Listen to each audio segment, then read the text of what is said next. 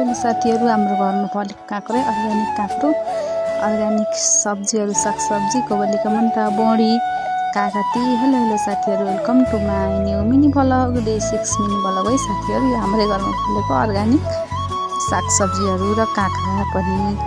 र आज हामीले काँक्राको रायता खाँदैछौँ, सो त्यसैले काँक्रालाई के भन्छन् कुराउँदैछौँ। अनि चाहिँ दहीमा काँक्रा एड गरेर स्वादअनुसारको मसला लगाइसक्यौँ। अनि चाहिँ त्यसको लागि कराई बसाल्यौँ। कराईमै लसुन, काटेको लसुन अनि काटेको खुर्सानी एड गर्नुपर्छ। अनि बेसार स्वादअनुसारको मसलाहरू एड गर्न मन लाग्यो भने एड गर्दा पनि हुन्छ।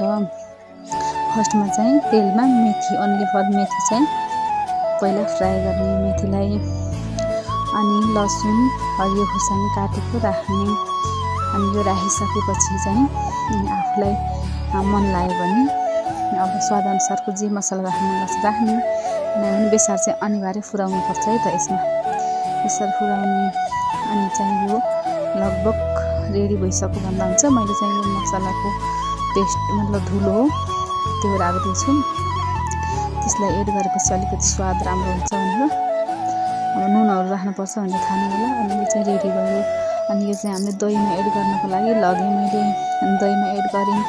अनि खानाको लागि रेडी भयो साथीहरू। ल अब चाहिँ हामी खानाको लागि रेडी भइसक्यौँ। यो चाहिँ रेडी भइसक्यो।